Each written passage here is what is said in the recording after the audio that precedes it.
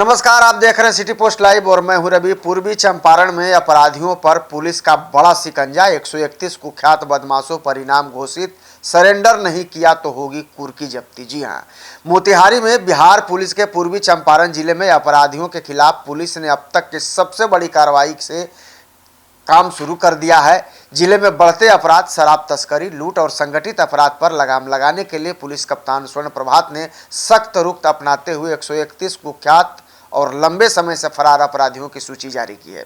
इन सभी अपराधियों की गिरफ्तारी के लिए इनाम घोषित किया गया है। साथ ही पुलिस ने साफ चेतावनी दी है कि यदि आरोपी जल्द आत्मसमर्पण नहीं करते हैं तो उनके खिलाफ कुर्की जब्ती की भी कार्रवाई शुरू की जाएगी। इस बड़े अभियान के बाद अपराध जगत में हड़कंप मच गया है। पुलिस का दावा है कि यह कार्रवाई जिले में कानून व्यवस्था मजबूत करने और अपराधियों के मन में डर पैदा करने के उद्देश्य से की जा रही है। 3000 से 25,000 तक का इनाम भी रखा गया है। जी हां, पुलिस द्वारा जारी सूची में शामिल अपराधियों पर उनके अपराध और आपराधिक इतिहास के आधार पर 3000 रुपये से लेकर 25,000 रुपये तक का इनाम रखा गया है। पुलिस अधिकारियों के अनुसार इन अपराधियों के खिलाफ हत्या, लूट, डकैती, शराब तस्करी, रंगदारी, अवैध हथियार और संगठित अपराध जैसे जुड़े कई गंभीर मामले दर्ज हैं। एसपी स्वर्ण प्रभात ने कहा है कि लंबे समय से फरार चल रहे अपराधियों को अब किसी भी कीमत पर बख्शा नहीं जाएगा। पुलिस ने स्पष्ट कर दिया है कि या तो आरोपी खुद सरेंडर करे या फिर कानूनी कार्रवाई के लिए तैयार रहें। किन अपराधियों को चिन्हित किया गया है, आइए जरा उसको भी विस्तार से समझ लेते हैं। पुलिस द्वारा जारी सूची में कई तरह के अपराधियों से जुड़े आरोपी शामिल हैं। इनमें सबसे ज्यादा संख्या अवैध शराब और स्प्रिट तस्करी से जुड़े अपराधियों की है।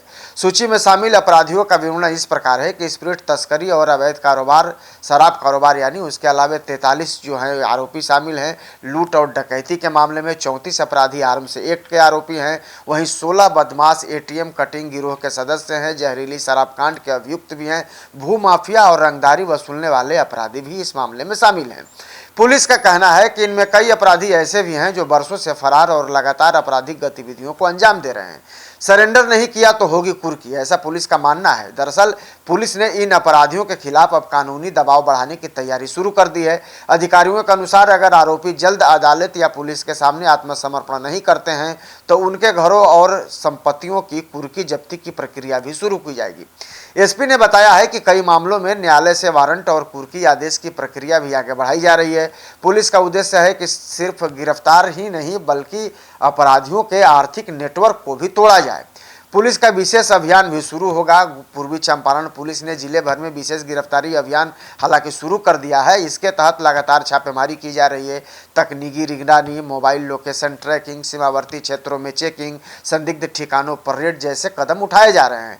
नेपाल सीमा से सटे होने के कारण पूर्वी चंपारण लंबे समय से शराब तस्करी और संगठित अपराध के लिए संवेदनशील माना जाता रहा है। ऐसे में पुलिस का मानना है कि कई अपराधी सीमा पार छिपकर गतिविधि भी चला रहे हैं। जनता से भी मदद मांगी है पुलिस ने। जी हां, पुलिस प्रशासन ने आम लोगों से भी सहयोग की अपील की है। अधिकारियों ने कहा है कि यदि किसी व्यक्ति को इन अपराधियों के ठिकाने या गतिविधियों की जानकारी मिलती है तो वह तुरंत पुलिस को सूचना दें। सूचना देने वाले व्यक्ति की पहचान गुप्त रखी जाएगी और किसी से इस बारे में साझा नहीं किया जाएगा। हालांकि पुलिस का यह भी कहना है कि जनता के सहयोग के बिना अपराध नियंत्रण पूरी तरह से संभव नहीं है।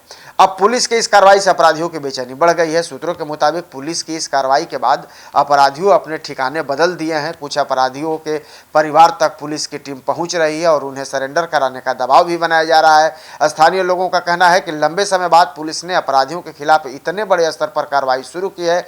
लोगों को उम्मीद है कि इससे जिले में अपराध पर लगाम लगेगी। अपराध मुक्त पूर्वी चंपारण ही अभियान है पुलिस का। एसपी का यही कहना है कि सिर्फ एक बार की कार्रवाई नहीं है ये, बल्कि अपराध मुक्त पूर्वी चंपारण अभियान का ये हिस्सा है।